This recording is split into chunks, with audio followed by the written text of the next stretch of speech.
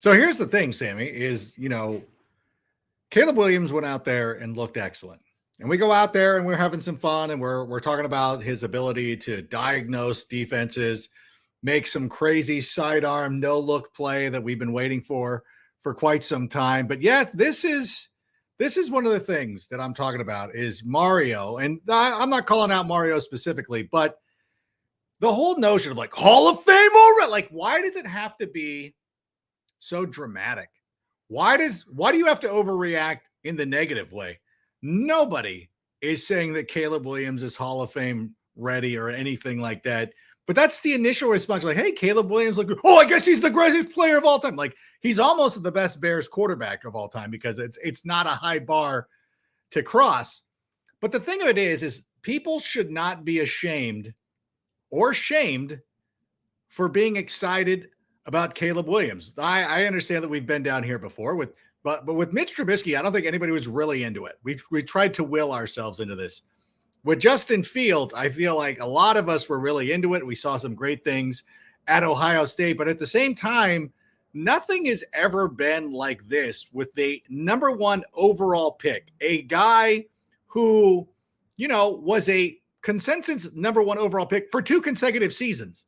That going into last year, we figured that the number one overall pick was going to be Caleb Williams.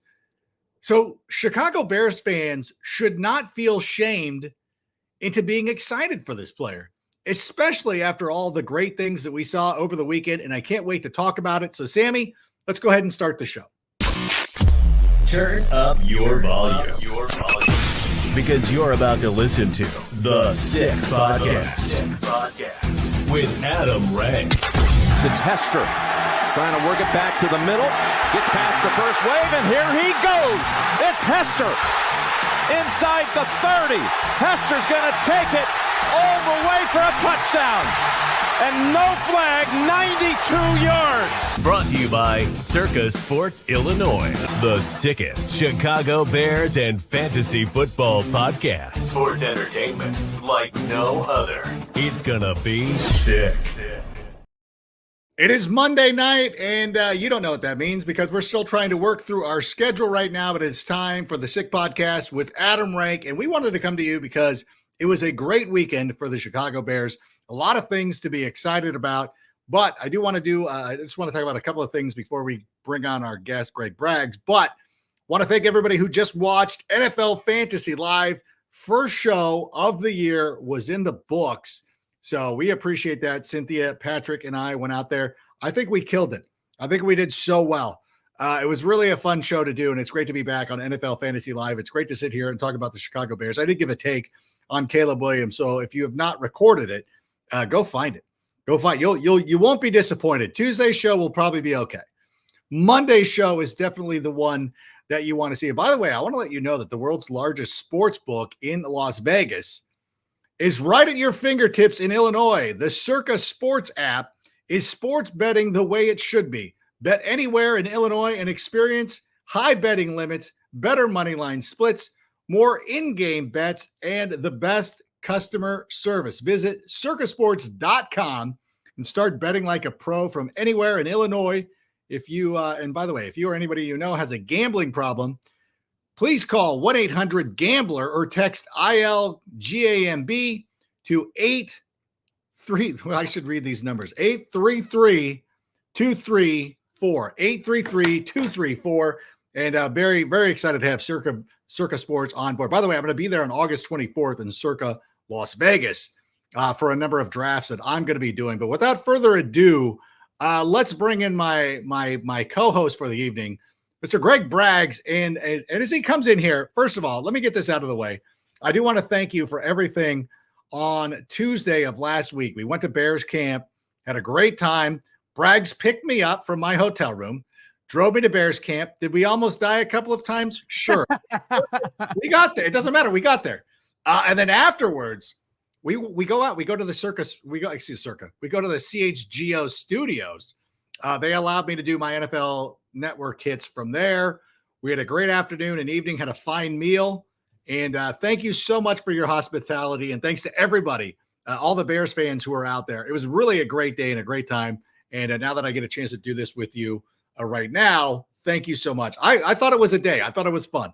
We had a great day. It didn't get rained out because that day it was kind of gloomy driving up to camp, even though I was driving like a maniac, as I always do. So you got the full Braggs driving experience, but we got a full practice in, and yeah, you got to be able to watch. You come to CHGO Sports Studios, but then do a live check-in with the insiders on NFL Network to be able to watch you do your thing and go to work there was a real treat for me. So yeah, a lot of fun.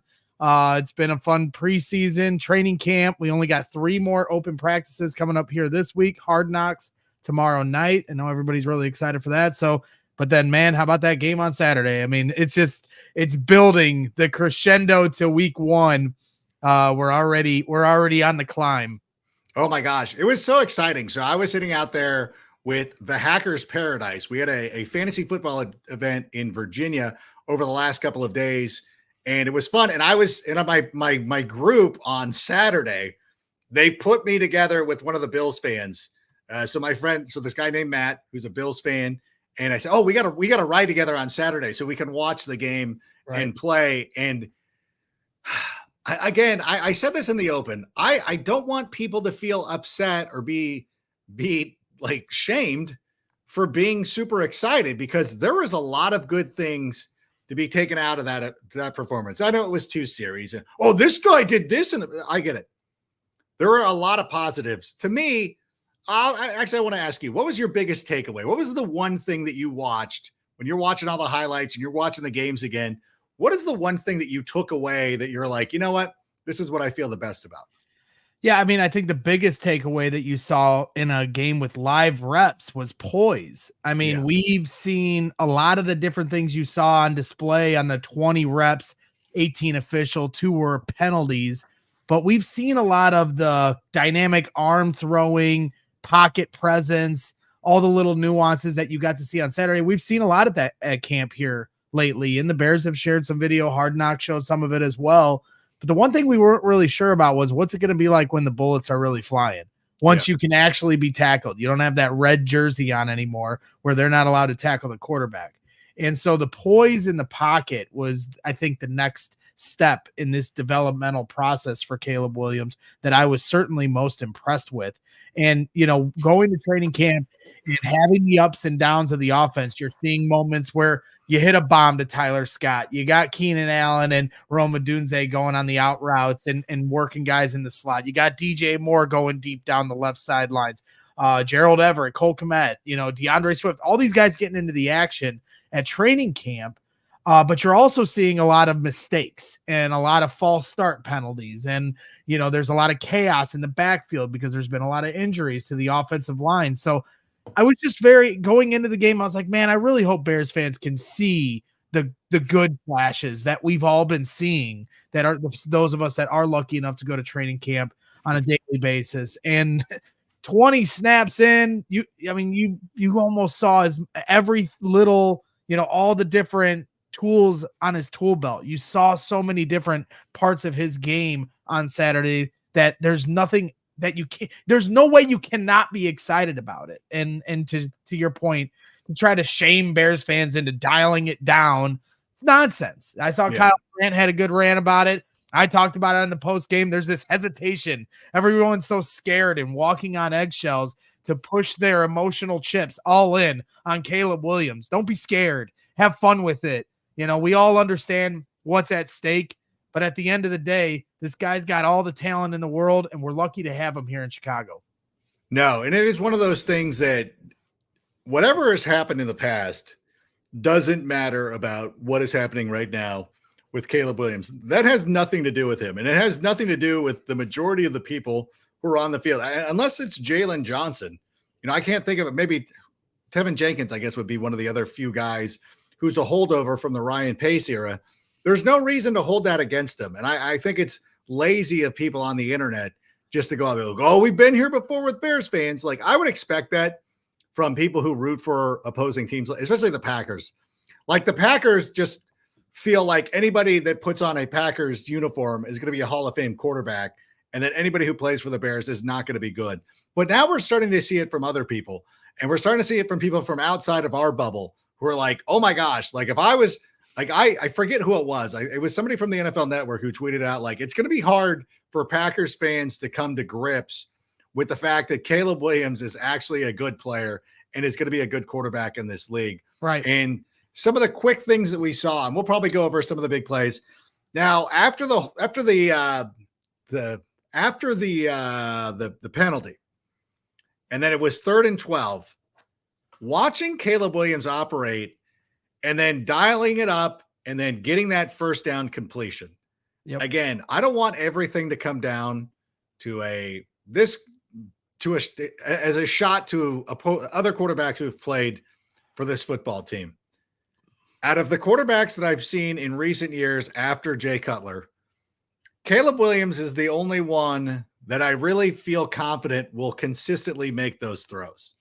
And to me, like already, like we're sitting there and it's like, oh my God. Cause like you had like, even though we're sitting here and we're preaching to people like, hey, don't feel bad for rooting for this team. Don't feel bad for being excited.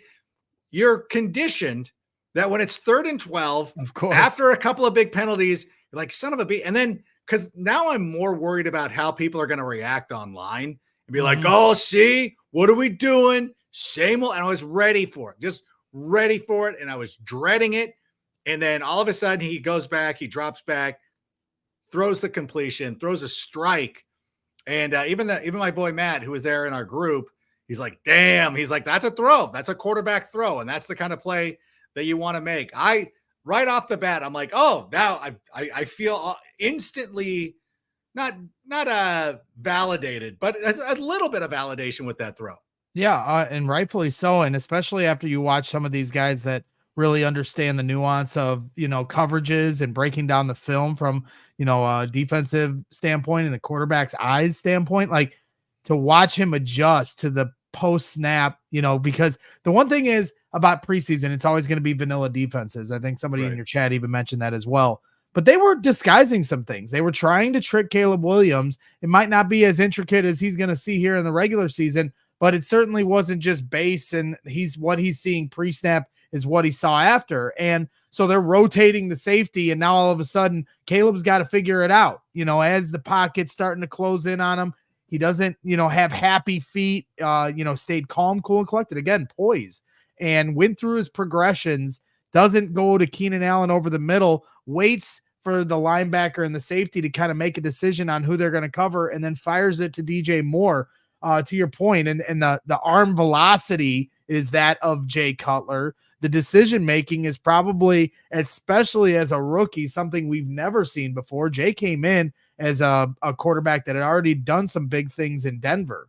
So this is our first time really coming across a rookie that feels like he's on a different level. Justin Fields and Mitch Trubisky, all due respect, there was a developmental curve. And when they came in, they had good first preseason games. I was at both of them. And but they were against like third stringers. I can remember Mitch Trubisky throwing to Victor Cruz for the touchdown, but that was against, the third stringers or the second stringers. And Justin Fields at Soldier Field against the Dolphins had a couple touchdowns. Again, not first team defense against the Bills. And so you see what, you saw from Caleb Williams on Saturday, specifically in that play. As you said, we're all conditioned to, here comes the run or the screen for 2 yards and get out Torrey Taylor for the punt. And that's not what happened there. So it's an exciting time. It's something, it's kind of uncharted territory for Bears fans, but I totally understand the hesitation too. I was talking to an older couple and they were asking me how camp was looking. And I said to him, I was like, oh, the quarterback looks really good. And the lady, she said, well, we've said that before. And she said it in such a defeated way. And I couldn't argue her. She's right. Yeah. We have said it before. Right. We do get overhyped. But at the end of the day, one of them's going to break through. And I think we've got a really good shot that Caleb's going to be that guy. We were never that hype on Mitch Trubisky. Like I think that one can be thrown out the door. And I know people are digging through my old tweets of like, oh, this is the best Bears. I'm like, you know what? Like, I think it's more of the sadness of how I feel about things is the history of Chicago Bear quarterbacks. Although I've historically said the best Bears quarterbacks in my lifetime, and I'll repeat it again here: Jim McMahon, Jay Cutler, Walter Payton on the halfback option. Like that's it, and that's the list. And there it is. And no disrespect, and I know Eric Kramer and people like that. Like, okay, Kyle Orton did some things too. But again, and if you want to throw Justin Fields in my face, that is fair because I was very excited about him. But he didn't have the team that they got going on right now. The Matt Nagy situation being what it was, they just didn't have a great plan. I think that's the thing that we can always hang our hats on is the plan has been way different. So anybody who wants to bring up, and I am, as I'm breaking up Justin Fields, and I'm going to implore people to stop it because we don't want to throw shade on Justin, but he was not brought into a great situation. He's not getting the first team reps like Caleb Williams is. He had Nick Foles and Andy Dalton in front of him. Like it's not even similar, not even in the slightest outside of the C on the helmet. So it's not fair. So yes, we were more, but again, we didn't really get validated about Justin until the Steelers game where he made that throw to Darnell Mooney in the game that, we should have won, but things went wrong. So it wasn't this. Even the preseason back for Justin, I remember being like, let's just wait a little bit. Although I remember being excited, and I'm not going to sit here and apologize for my enthusiasm, but there are smaller things. Adam, it's better to have loved and lost than to never have loved at all. Don't be scared to put your heart out to something. Jeez Louise, people just like, okay, there's the analyzing part of the game and giving a critical eye. And then also it's okay to be a fan. It's okay to be excited for things with the understanding that we still have a long road to go. Don't let people think that they're the authority on who gets to be excited when, and okay, now it's okay to be excited. No, be however you want to fan. There's many that say it, and I hold true to that moniker. But you're better off being positive. Because I know we talked a lot about golf when we were playing, and over the weekend we were doing this tournament. I made a couple of my friends there at the Hackers Paradise, made them watch a video, a comedy sketch by Neil Brennan, and there's a line in it where it's like he's doing it's hard to explain, but it's like one of the gifts was like, hey, on a scale of 1 to 10, like how confident are you? And the guy goes 1 bleeping million. And when we were playing over the course of the weekend, every time we had a tough shot, like, hey, how do you feel on a scale of 1 to 10? 1 million. But it's a mindset that you got to go in. And now with Caleb Williams, I feel like 1 bleeping million. Like I think he's going to make a throw. Or I think he's going to do something special. And the no look thing is something. And then people are like, we saw Mitch Trubisky. Mitch never did that. Like I don't know. That was a pretty special play. Like I've dreamt about a quarterback who can make plays like that. Like it's so effortless. And DeAndre Swift, who, by the way, who I interviewed, and I don't know if we've posted that interview yet. Well, we will on this channel at some point. That dude's a stud, like a straight up stud. Like we'll talk about him in a moment, but I love the poise and that is the kind of stuff where I'm like, yep, I've been waiting to see that. That was, I put it in the Louvre, as they say. Yeah, no, 100%. Like I said, all the different tools on his tool belt on full display, the poise in the pocket, the accuracy on the run,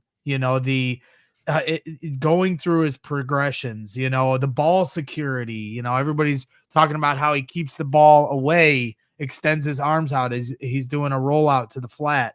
To me, those things, we've seen all that at camp, throwing with anticipation, he has so many good qualities, and we all saw those in college, and it's just a totally different game when you get to the NFL. And it's a totally different game from preseason to regular season. So this is just the next step in the development. And it's also the next step for us as fans to see what this dude's capable of. And yes, there's going to be a process and a learning curve. But I just feel like this guy's going to pick it up faster than most. And if it takes time, I'll still be patient and not going to panic. We understand that there is an expectation for this team to win games this year, not just from the fans, but the players and coaches as well. But at the same time, I'm not going to be surprised if they come out and they play very well to start the year. I'm not, because it's about matchups. And it's about talent. Jay Cutler was in a perfect quarterback, but he had a lot of good qualities. To your point, he could rip it. He made a lot of mistakes, but he'd make a lot of plays too. So and I think Waldron's going to be the next step. Seeing the way he wants to call a game. I think right now he's probably holding some things close to the vest. When you get into the red zone, they didn't score, okay, but we're all excited about what we saw. But when you get to the regular season, he's going to have to get pretty creative. I feel like once you get in the red zone and things start to close up a little bit. But I have no worry that this team's going to be able to move the ball. They've got so many weapons. You saw it when you had a single high safety. Caleb knows how to read it. You go to cover 2, Caleb knows how to read it. If you see him go on the run, put a quarterback spy on him. He's going to take advantage of it. He understands how to, he diagnosed, the play that he ran the ball on. A guy I am bearing down on Twitter did a nice job of syncing his audio, explaining the play. Those are the things that we've never really seen here in Chicago. Yeah, we're trying to steal that for NFL Fantasy Live tomorrow. Well, at least, I'm like, we should, like, that's the kind of stuff that we should be doing. And I know it's very personal for me, but because I was explaining, like, in a comedy, in a fantasy comparison, like, that's the kind of stuff that, like, people kind of overlook, is how well Caleb Williams can run with the football. James Coe was on the show a couple of weeks ago saying, like, I think they're downgrading him in fantasy and they want to go with Jaden Daniels because Jaden Daniels kind of looks like the Justin Fields type who could possibly run for 1,000 yards. But there's a realistic possibility that Caleb Williams gets 30 to 40 yards per game, ends up with 600 yards, scrambles for some touchdowns. But I do want to ask, I honestly didn't care that they didn't score touchdowns. And I know, like, the Twitter critics were like, oh, they can't even score a touchdown. I'm curious as to how much the coaching staff cares about that, because again, it goes to the point of, like, you don't want to show all your cards. You want to get down there. And I think that you can work on their goal line stuff in practice. Why show it off during a preseason game with people be like, oh, that's what they're going to do, or this is what they're looking at. Like, sure. I honestly did not care. I almost get to the point of, like, get to the 5 and then just, or whatever it is, and then just kick the field goal. Let Cairo go out there and get some work in. Yeah. It doesn't matter to me. Like, but again, we're watching the good decisions. It does also lend itself, part of that, to the slip and slide scene from Hard Knocks, where you're like, bring out the slip and slide again. Because even Patrick Claybon today asked, when we were showing the video on the show, he's like, why is his foot so high? I'm like, yeah, dude, that's why they devoted, quality time and Hard Knocks to this, because it's going to be a little bit of an issue. Yeah, no, he's going to get that butt down, but keep the legs down too. At the end of the day, though, just to diagnose of that play, because he was going to go to Rome over the top. Yes. And he saw Break down that play a little bit. As he explained, when he pre-snap, it was single high safety. So he was going to, he alluded to that he was going to go to Rome over the top on the left side. Then the safety drops back. Now there's 2 safeties, and he then changes where he's going to go with his eyes, goes through his progressions, and then, as he said, saw the Red Sea part in the middle, and now he makes a little juke, and up the middle he goes. Really nice cut, to gain a few extra yards. So you saw that athleticism, and we shared the little short that you did for us in the CHGO Sports Studios as well, because I know you've kind of been dialing up this idea that he is going to get yards. And man, I've kind of been comparing him to like a Mahomes type runner who's more of a thrower than a runner. Yeah. And I also thought they kind of ran the same if you saw some of his highlights at USC. Yeah. But at the same time, watching him in a Bears uniform, I was like, that's actually more athletic than I was giving him credit for.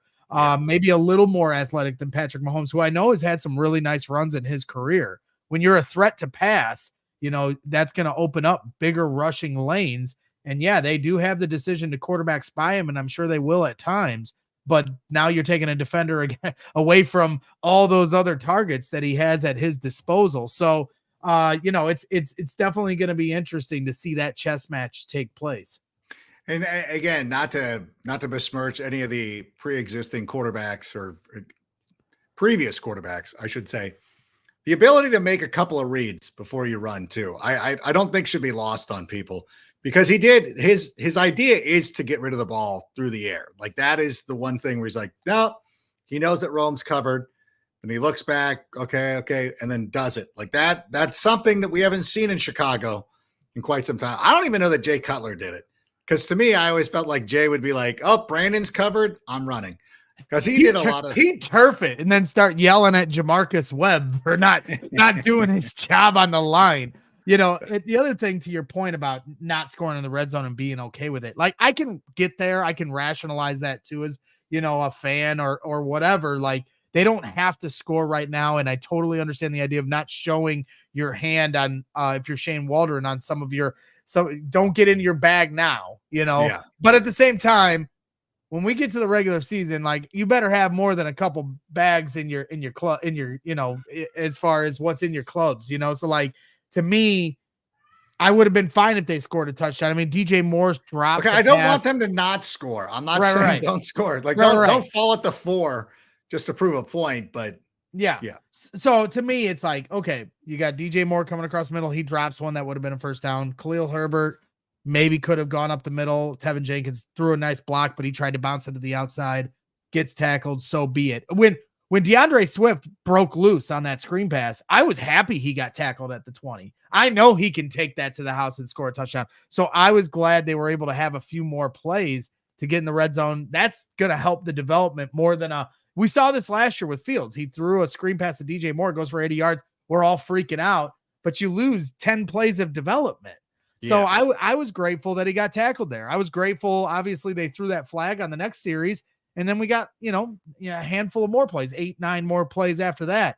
The more reps, the better. We'll see what happens this Saturday in terms of reps, but he's gotten 20 so far, and Matt Eberflus promised me before camp started that he was going to get 45 to 55. So I'm holding him to it. So you're going to have 20 snaps to play with over the next 2 games. I hope he gets into both of those games. Although I'm now starting to get this sneaking suspicion that we're going to see a lot of Caleb in this next contest. And then we'll probably won't see him in the 3rd game as they make their evaluation. I don't want it. I don't want it to be that way, but I'm starting to get that feeling because the coaches have to see this as much as we do, where you're like, yeah, we know what this guy can do. Let's not risk anything. Let's go into the season healthy, which is fine. But I really want to be big in that big. I want to be big in the it definitely feels like one or the other, right? I mean, because you've got the joint practice between the Bengals and Bears at House Hall on Thursday. Joe Burrow versus Caleb Williams Thursday at House Hall. That's going to be a lot of fun for those that can be there. And then Saturday they face off again. But their last preseason game is on a short week. They play it on a Thursday. So it's not a week from now, so to me, if they do what they did last year, where they had the joint practices, plural, against the Colts, they had 2. So that's the difference. This year, they only have 1. They use those reps as their reasoning why they didn't play in the preseason game against the Colts 2 days later. So if the Bengals, it sounds reportedly, their beat writers are starting to put out that Zach Taylor saying that he probably isn't going to play his starters on Saturday. So I almost feel like it might be the opposite, Adam, where they do the Thursday, they do their practice. They run that day as a game day almost. Everyone gets off on Saturday, much to my chagrin. But then they use the last week as their final tune-up. And then there's 17 days, I believe, or 16 days in between the final preseason game and then week 1 against the Titans. If I had to guess, I think that might be the way they go. But I guess we'll find out here in the next couple of days when Eberflus announces that practice. No, that makes a lot of sense. I could see that. I don't know. There's part of me too, though, is that there are still optics to all of this, as you said, to your chagrin. If you're going to that first preseason game, and if I'm not mistaken, is it the only preseason game in Chicago? Yes. Like that would be like a swift kick in the junk if you're just you don't get to see Caleb. You get to see him running around. And that's about it. That's all we're going to see out of Caleb Williams. Like now, obviously, you can go early and watch him warm up and be like, oh, I was close to Caleb Williams. We used to do that when Ohtani was playing for the Angels. My daughter was actually the one who came up with this. She started making us get tickets behind the bullpen, and then we would go right when the gates opened. And we would sit in the seats right behind the bullpen at Angel Stadium, and we would be 10 feet, like closest you could ever get to Ohtani without actually being on the field. and you would watch him warm up. So there's something like it's okay. That was cool. That was cool. But he still pitched in the game. We still got to see him pitch in the game. I think that Caleb Williams has to play in that, even if it's a series. Yeah. Like, I know these coaches aren't playing for that kind of stuff, but you know what? We're starting to see the Bears get a little bit more image conscious, as noted by Hard Knocks. I don't know. I know that we talked a lot about movies and cinema, and what was it you? Because I was trying to remember this, and I feel terrible because one of my friends, somebody has told me this recently, and it's the most horrific take of all time that I wish was my own because it's so ludicrous. Were you the one who says Made is better than Swingers? Was that you? Okay. Yes, it's me. Made is better than Swingers because nobody knows about Made. It's like my baby, and it's my little secret. Everybody's like, "What's Made?" And I'm like, "Exactly. That's why it's my favorite movie." You're gonna make people watch that piece of garbage. No, it's hilarious. Do not. You're it's so funny. I'm at some point, and people can use this as a documentation point. At some point, my take, watch Fantasy Live this season. I will eventually say that Made is better than Swingers. And then Marcus and Patrick are going to freak out. Cynthia's not going to know what I'm talking about. Florio will be like, who's Jon Favreau? The guy who made Iron Man? If I ever met Vince Vaughn, if I ever got to meet Vince Vaughn, because I know he gets. Do not say that to him. I know he gets quotes thrown at him from Wedding Crashers and all his best. If I was ever standing in an elevator with Vince Vaughn, I am quoting something from Made. He's not getting a Wedding Crashers quote. He won't even remember it. That's the whole thing. That you got to remember that actors don't remember stuff like. I once quoted a line from Hot Tub Time Machine to Rob Corddry, and he was like, "What? What did you say?" And then the guy who played Jacob actually understood what I was saying. He's like, "Oh, he's quoting the movie." I'm like, Rob doesn't care. But what I wanted to say, though, when I was talking about image, is I don't know if you're a big Ocean's 12 guy, but when I saw the opening of Hard Knocks and Matt Eberflus is in his lakefront house, it reminded me of one of the final scenes of Ocean 12, where the Clune dog is sitting there with Julia Roberts.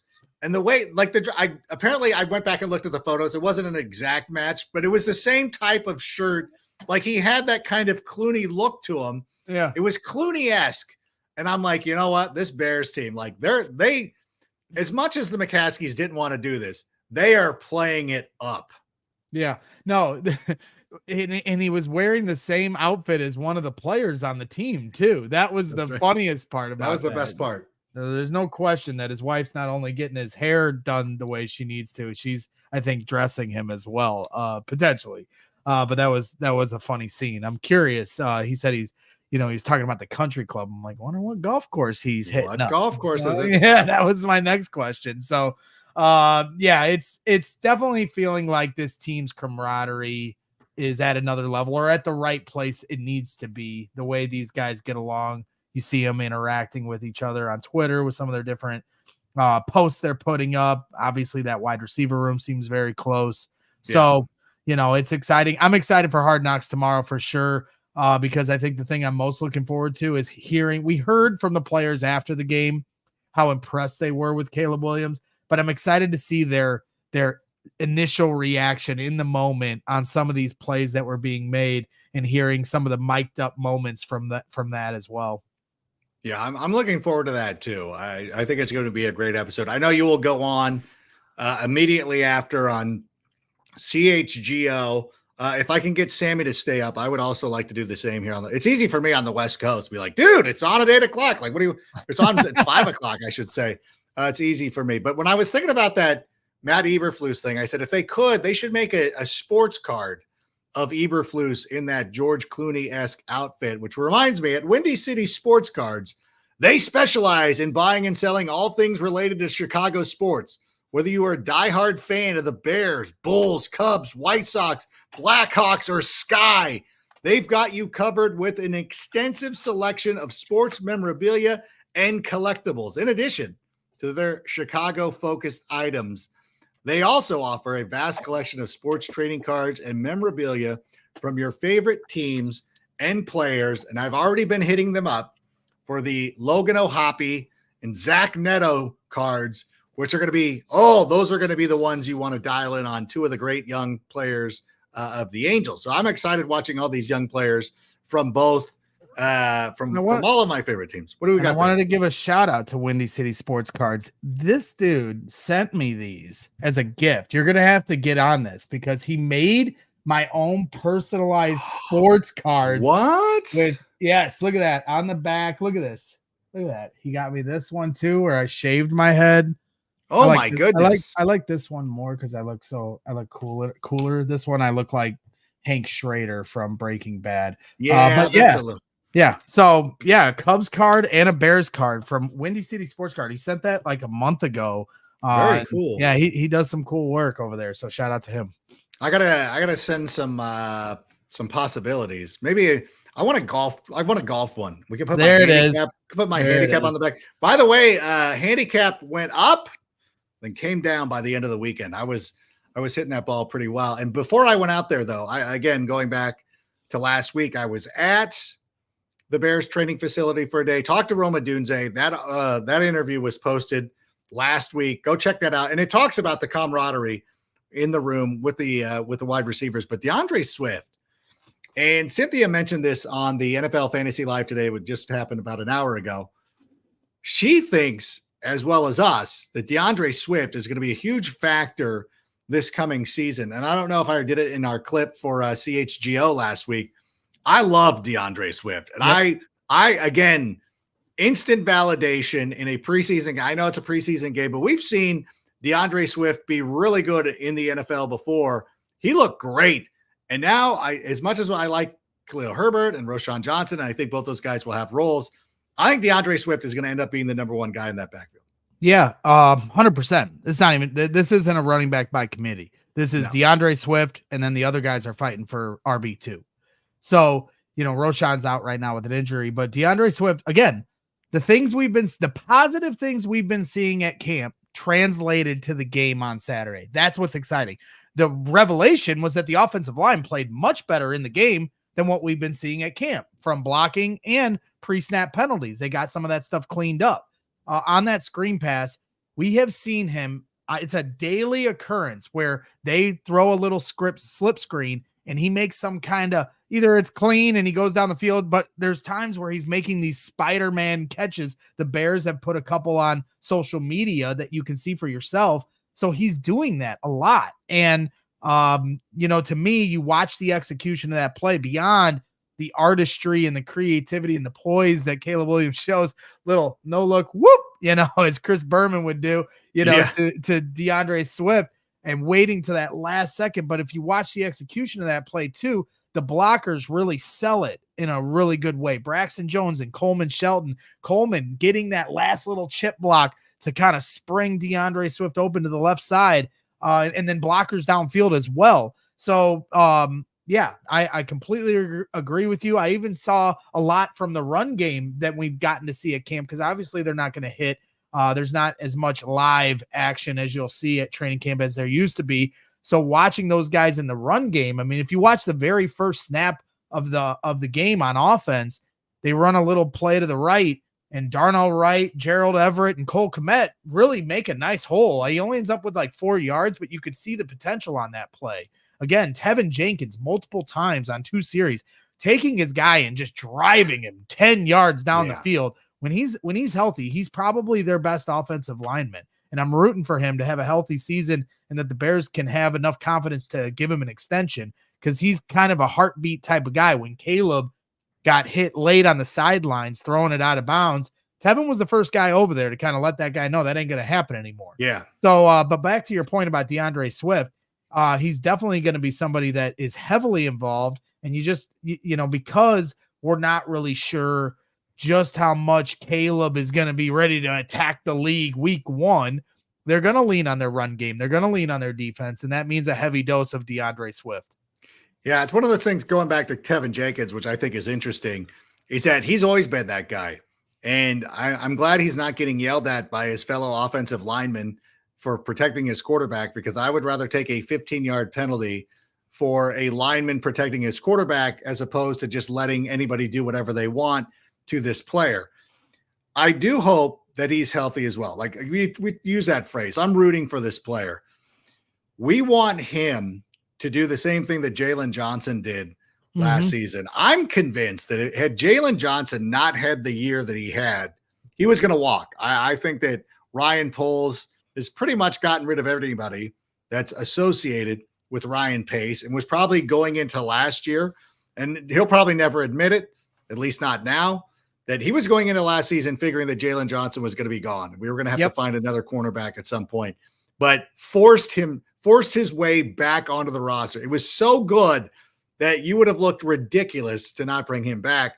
Tevin Jenkins has another opportunity right here to do that. And especially with Braxton Jones developing, they have a really good chance to be dominant on that side of the football. And so I would love to see it. I want him to be healthy. 100%. And I want Tevin Jenkins to be a longtime Bear, because it's going to crush me if it'll be like a Charles Leno thing where you're like, oh my God, I don't want to see him go and excel somewhere else. I want Tevin Jenkins to be a part of the Bears because of all the little things that he does. He really does fit the persona of a Bears player. And we saw it and we talked with Tom last week, like Tom Thayer. You know, you brought up the point that during Jay Cutler's best season, right? Where all the linemen played the whole time. Like they played, like all five guys started the whole season. Yep. And it's almost an impossibility, but like, if we have that kind of continuity on the offensive line, then of course the Bears are going to be able to, Caleb's going to play better. Yeah, and as close as they can get to that, because I mean, all five guys starting all 16 games is a rarity and probably not a likelihood for this team. Unfortunately, you're rooting for that. More continuity, more better. But that 2013 Bears, they set franchise records offensively, not just Jay's best year I've ever seen, for a Bears quarterback, but the offense. I've never seen a better offense in my life, sitting in the stands as a fan. Pidge is saying, did you see what Kyle Long said about the offensive line? And Kyle was a part of that 2013 team as a rookie. And Kyle was just talking about how you could tell those guys were really finishing their blocks on Saturday and really amped up. And you saw that also with DJ Moore fighting through three different guys. I just think it's like when Devin Hester became the punt and kick returner for the Bears. Now, all of a sudden, every player on special teams wants to be the guy that blocks for him. And now you get Caleb Williams in the backfield and it's got everybody's antennas up. It's game on. And it doesn't matter that it's preseason. You got guys finishing their blocks 10 yards downfield. You got DJ Moore trying to run people over. So, in terms of Tevin Jenkins, he does have a lot of Kyle Long similarities. He probably is their best offensive lineman when healthy, as I said. Yeah. And to me, it's one of those things where you got to give this guy a lot of credit. Look at how his story a couple years ago, it felt like he might get traded because he wanted to be a tackle, just like Kyle Long wanted to be a tackle, and they moved him to guard. It took him a minute. He embraces the role, and now he's one of the guys that is looked at as a leader on this team when he's on the field. So, I hope he's rewarded for putting his head down and becoming the player he's become, for the Chicago Bears. What did you think of Darnell Wright? Did you what did you make of his performance? Well, I was happy he played, right? Because he's been out a little bit here at practice. So, these guys, with Nate Davis is out, Ryan Bates is out. So you were down to your third string right guard, Matt Pryor, who played really well. So showing a little bit of depth there. But Darnell Wright could have used every reason to not play in that game, and he didn't. He went out there and he played, and he gets the holding penalty, where Caleb, he stayed in the pocket more than I thought on initial glance watching the game after I went back and watched it. But then when he popped out, this is going to be an adjustment, even though all these guys blocked for Justin Fields and you had to be ready for that scramble at any moment. But there's going to, as you pointed out, the way Caleb's going to go through his progressions and then take off to get outside or move up, and try to get some yards. There's going to be a little bit of an adjustment for this offensive line on how Caleb operates in the pocket and gets out of that. So I think, on that first play where they get the holding call, I think that's an example of that. And then if you watch the very last snap where it was kind of a similar situation where he's waiting, and then kind of fades out right out of the pocket, Darnell didn't hold that time, and Caleb gave Rome Odunze, the best chance he could in the back of the end zone. So, I've been happy with Darnell Wright here. Last year, he played hurt with a hurt shoulder for the second half of the season. He's been banged up here a little bit at practice, but to go out and get your reps with the starters shows that he's ready to go to work. Yeah, I was really impressed that he was out there. And again, I know at first it didn't seem great. And I was kind of like, oh boy, like, is this going to end up being a problem? But as you said, he worked through some things. Listen, again, it's preseason. Let's not get too worked up about things if they're not going well. And like, I know I'm encouraging everybody to be as positive as possible when things go well, but don't be as dire as possible if things are not going well, because this is the opportunity to go out there and work on some things. Sammy, if we have any questions, you can bring a couple up if you will. Otherwise, we'll just sit here. And Matt, the Sick Podcast with Adam Rank. Will Austin Booker be the surprise answer for the pass rush? You know what? I was thinking about this too, because I wanted to go back and look at who he's going against and things like that. Again, if I'm putting all of my praise on Caleb, I don't want to do it to everybody and have it just seem like I'm a homer. So I'm trying to be a little bit more cautiously optimistic when it comes to Austin Booker. But there were things that I saw that, again, if this is a first string type of thing, what's going to happen? But I did like some of the signs that we saw out of him. I'm not saying he's going to come out and get 13 sacks as a rookie, but I think he's somebody who could eventually end up being a problem for opposing offenses. Yeah, no doubt about it. And I continue to shout out our guy on Twitter, I'm bearing down, because he's the one that cut that clip that you guys were thinking about using on NFL Network. He does such a great job of cutting up, individual players' reps too. And he did with Austin Booker, not just his whole game footage, but he also broke down his reps against the Bills Pro Bowl left tackle Deion Dawkins. And so you see where you're talking about, hey, who's he going up against? You're seeing on where he's making an impact against a guy that was in the Pro Bowl. I mean, PFF graded him with a pretty high score, and I know my favorite thing about PFF, Adam, is that when they make a grade that fits my narratives and my agenda, I will cite it every time. It is, and then if the gospel. Right. And then if it's against my agenda, then we crap on PFF. And I'm texting Chris Collinsworth. Yeah. Right. Exactly. So in this regard, he was the 6th highest graded player on the Bears defense, according to PFF. So thumbs up for Austin Booker. Had a great day. They told him, Matt Eberflus told Austin Booker his goal for this week on last Saturday, I should say, was to get to the quarterback. Well, he got 2.5 sacks. Yeah. And so, and did he dominate some in the fourth quarter against guys that might not be in the league? Sure. But that's when you're a player that's ascending and is supposed to belong in the NFL, you should be dominating in the fourth quarter. And that's what he did. So you'll start to see some players fall off and get bumped down to third string, and they don't make an impact in the fourth quarter. So I'm not going to begrudge him for doing that when he's getting healthy reps. And then when you look at the energy and the pursuit, the willingness to pursue, he's in the backfield. The running back gets up like 5-6 yards. He's coming behind and gaining ground and making the tackle. He's running to the sidelines consistently, finishing the play. We see this at training camp as well. So the athleticism's there. You're seeing the length in terms of his bull rush. I think that's his kind of go-to move. And obviously Corey Wooten, who we talk with a lot, on CSU Bears After Dark, he talks about how he's going to have to really come up with a couple different counters to make it in this league. But at the same time, you're seeing the talent and the worthiness of trading to get that pick. Yeah. And like you said, like that's part of it too. You don't want to, if you're not dominating against fourth string players, then you're not going to dominate against the starting five, so to speak. Kind of like Vince Vaughn's character from Rudy, where he wasn't taking practice serious enough, and he went from the third team to the practice team, which is one of my favorite scenes of all time. That would actually be the sign. That would be what I would quote to Vince Vaughn if I was ever going to quote anything to you. You're like, you just worked yourself for that right there, son. You worked yourself from the third team to the scout team. Get out of here. But Austin Booker was out there again. All you can do is go up and play well against the guys who are in front of you. That one, I will take a little bit of time. I want to see a little bit more. I want to see it when in game action. And who knows, you look at some of the success that players have had in the NFL especially young defensive linemen, it typically occurs when you're playing with elite level talent across from you. And I think that once he gets a chance to run with Montez Sweat, do all that stuff, it's going to benefit him. And so again, we don't know what this Bears defensive line. Yeah, I like some of the rotational depth they have, but I'm not gonna like the question, coming from the chat, is he gonna be the guy, like let him develop on his own terms. Mark Anderson came in once upon a time for the Bears and had like 12 sacks his rookie year.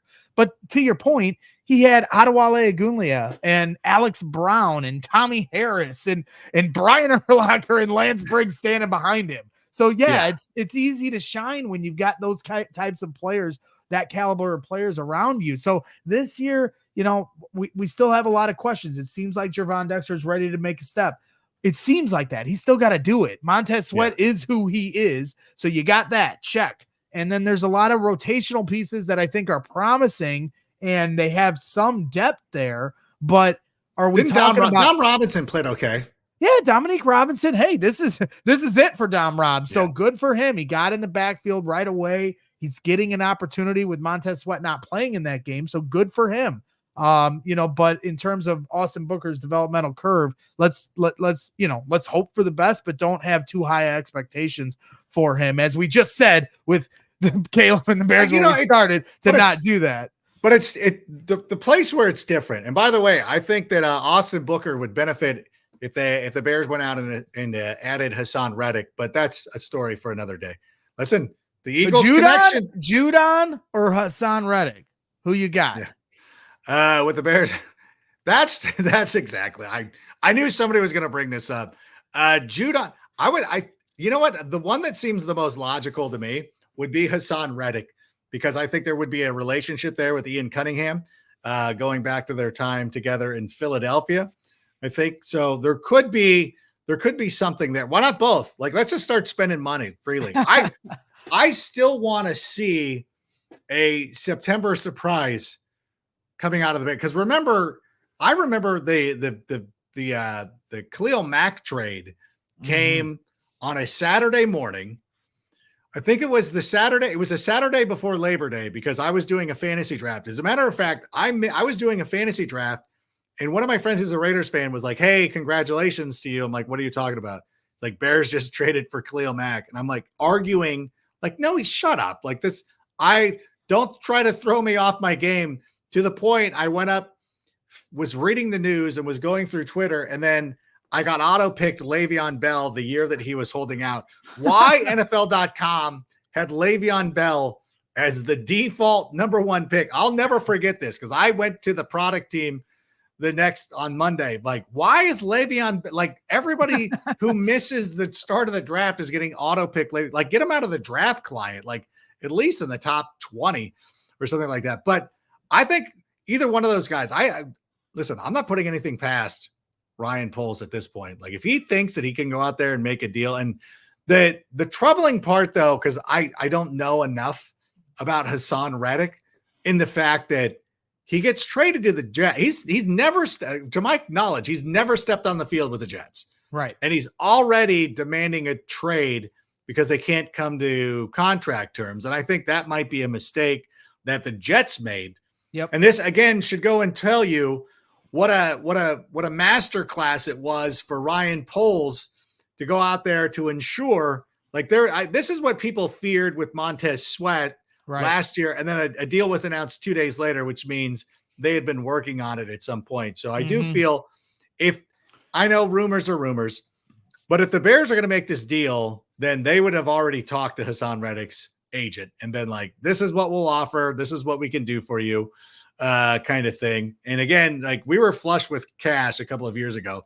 Now is like, I don't mind using it now, but going back to the point about Austin Booker, like Caleb Williams, we've seen be excellent at, he won a Heisman Trophy. So I feel a little bit more justified in a way to be like, hey, like, he's just validating us. Austin Booker is still a project and is still going to take some time. I wouldn't imagine he's going to be one of these rookies where you're like, oh my God, I can't believe this guy had 12 sacks his rookie season. There's a difference between, hyping up one of the most, highly touted quarterback prospects to ever come to the NFL in a 5th round, defensive end. You know what I mean? Like, all due respect. And we're hoping for the best. We hope we've caught a diamond in the rough with Austin Booker. And we have in the past, really hit on some quality defensive players dating back to the Lovie Smith era, with some different guys. So, it's definitely a possibility. But yeah, I mean, for me with the Judon Hassan Reddick, I've been saying it a bunch on Twitter, and I'll continue to ring this bell.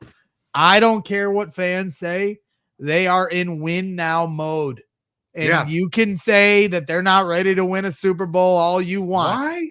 That you're not allowed to decide that for the Bears. They are going out to win football games. And yes, ladies and gentlemen, they are trying to win games in the playoffs. And yes, they are trying to get to the Super Bowl. So you can put a cap on your expectations, but the players are not. And Ryan Poles has already pushed his chips in by signing Montez Sweat to a 4-year deal, by giving DJ Moore the highest paid contract in Chicago Bears history, by drafting Caleb Williams, by bringing in DeAndre Swift, by bringing in Kevin Byard. He has already pushed his chips in, ladies and gentlemen. So if he chooses to bring in another pass rusher, that's why you have a quarterback like Caleb Williams on a rookie contract. Because now you can allocate your resources to the rest of the team and go for it right now in this 5-year window before you have to give Caleb Williams a mega deal. Yeah. Why would we have to wait until year 3? Like that. I don't know. That makes no sense to me. Like, get after it right now. And it's funny because like Green Bay, who's got their 5th-year quarterback who they just had to pay a ton of money, like they might have missed the window in a way, because they're now spending money on a quarterback who's in his 5th year as opposed to us. Like, we don't have to pay Caleb Williams for 6 years now. Like, we're fine. Like, we've got all this money, and I don't care. Like, put us in cap hell for a couple. It doesn't matter, because this is a win now mode type of team. This is why you went out and got Keenan Allen. Now, part of it is to develop Caleb Williams. But when you draft Keenan Allen and then draft Rome Odunze, I got a lot of people who asked me this, and we were talking about it like, why? I don't understand why the Bears went out and drafted Rome Odunze. And I'm like, because this is what the Bears have not done historically. They would have gone out and been like, we got Keenan Allen, we're good. We need no other moves. And then something would have happened during the season, and we're starting Equanimous St. Brown at wide receiver. And you're like, why didn't we address this when we had the opportunity? So for me, that's why you do these things. Yep, 100%. And this whole idea that you no more putting anything into the defense and everything should just be towards the offense. I get it on its surface, but you do have a 1st-round pick next year and 2 second-round picks to continue to build in the trenches, specifically on that defensive line.